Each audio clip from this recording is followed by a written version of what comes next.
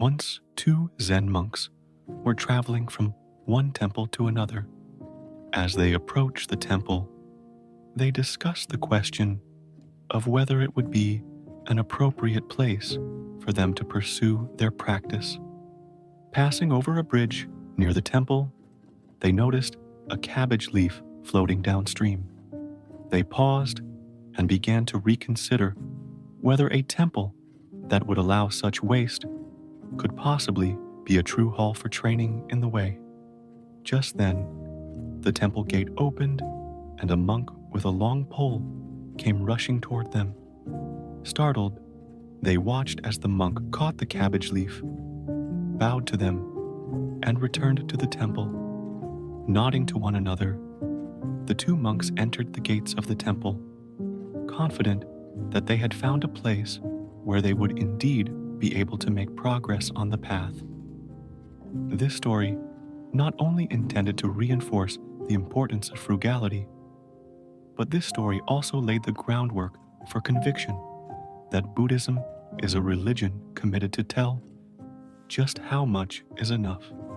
Philosophy of Buddhism teaches respecting all life, not simply in some abstract sense, but concretely through individual actions. According to Buddha, our suffering, unease, and dissatisfaction is nothing but this pervasive feeling of existing in a state of insufficiency. Buddhism says insufficiency, sometimes translated as craving, is not simply need.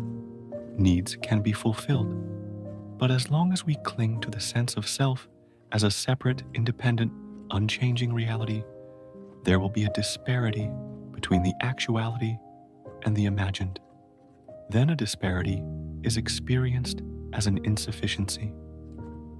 Then, modern consumerist society tells us that our felt insufficiency can be filled by acquiring things: the latest consumer technology, the latest automobile, the latest, most recent, best, improved, rarest, and most fashionable, as seen being worn, driven, eaten, and drunk by some celebrity or fashion model.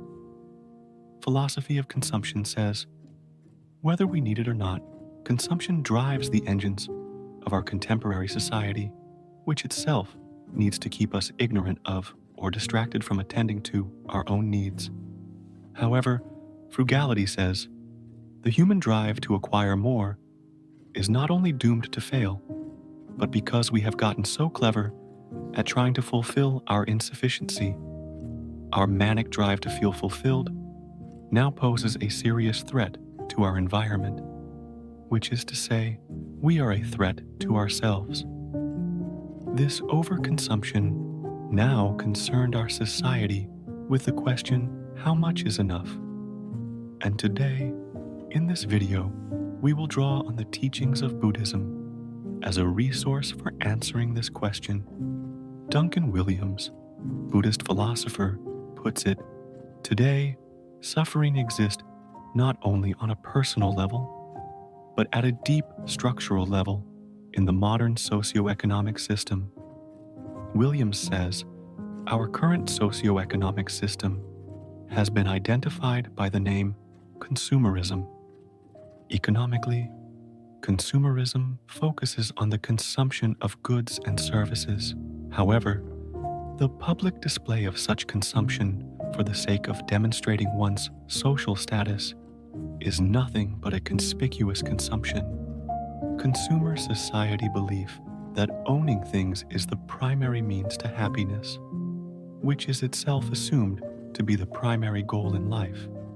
Therefore, individual lifestyles and identity become so linked to consumption activities that consumerism is then based on accepting consumption as the way to self-development, self-realization, and self-fulfillment. However, Buddhist author Stephanie Kaza makes it clear, consumerism is driven by the creation of artificial needs by means of advertising. According to Kaza, marketers purposefully use stimulation of the three poisons: delusion, anger, and greed in order to get someone to purchase an item, and this is quite clearly contrary to Buddhist teachings. For example, the Buddhist Eightfold Path includes the ideas of right speech, right action, and right livelihood, but the pursuit of economic gain by creating an artificial need that the product being promoted promises to fulfill would certainly appear to be a breach of all three of these aspects of the Eightfold Path. So, Stephanie Kaza criticized consumerism by first examining the global consequences of wasteful overconsumption that consumerism encourages. Then Kaza says, if we want to liberate ourselves from the trap of consumerism, we have to move toward reduction or elimination of desire. Filmmaker John DeGroff defines consumerism as a painful, contagious, socially transmitted condition of overload, debt, anxiety, and waste, resulting from the dogged pursuit of more. A central root cause of overconsumption is the ideology of consumerism, promulgated by those who stand to benefit the most from it. Philosophy of anti-consumerism says, in a society based on capitalist ideology, consumerist psychology serves those in power by generating wealth for those who promulgate this ideology. As, for those in power, it is a lucrative equation. For those at the bottom of the economic ladder, it usually means poverty and debt. Today, consumerism rests on the psychological assumption that human desires are infinitely expandable. If there are an infinite number of ways to be dissatisfied, there are infinite opportunities to create new products to meet those desires.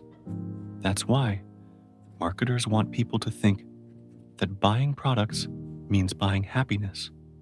This ideology is now so effectively ingrained that it has become part of the internalized social order in the society.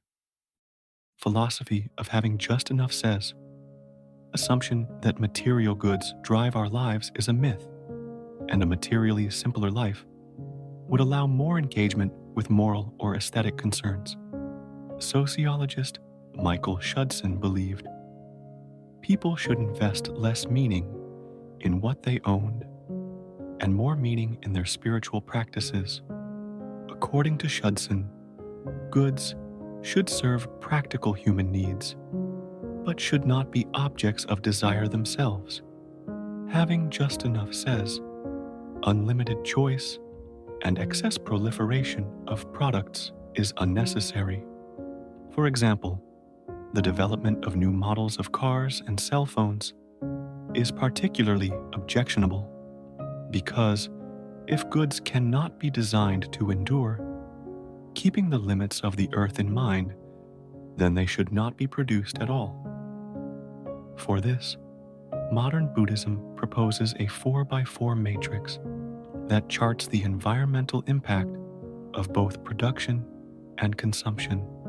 According to this chart, production of essential goods with only minimal environmental impact would be allowed, while producing unnecessary or frivolous goods by highly polluting means would mostly be not allowed, and absolutely essential goods, such as medical supplies, whose production involved pollution, would be allowed, as it is much better than frivolous goods, such as many luxury items, even if the latter were produced with little pollution. Experts says, such a scale would allow for a system of environmental taxation that takes into account both production practices and the nature of the goods produced. Environmentalist suggests that such policies are increasingly important as we begin to understand that environmental destruction carries with it an economic price that may not become evident until much later. Finally, the Buddhist teaching says suffering is the disease, craving is the cause of the disease, and there is a cure for the disease. That cure is the Eightfold Path to enlightenment. And in terms of consumerism, these become wanting more of something, wanting less of something, and wanting something that does not exist. Each of the three is key to marketing strategies, whose purpose is to generate endless desire. So, the way out of this craving or dissatisfaction lies in cutting through the root causes, and this can be done through liberation from ceaseless suffering. Thus, for the oppressed and deluded consumer, the third noble truth is the shining jewel in the Buddhist cure for consumerism, which says one can choose to remain sick with the disease, or one can choose liberation and healing. Buddhist concept of Santushti, or contentment, expresses this goal succinctly. The opposite of suffering is to be free from desire and attachment, to be content with what one has and is. That's all for today's video. If you enjoyed this video, please don't forget to give it a thumbs up and subscribe to our channel for more empowering content. Thanks for watching.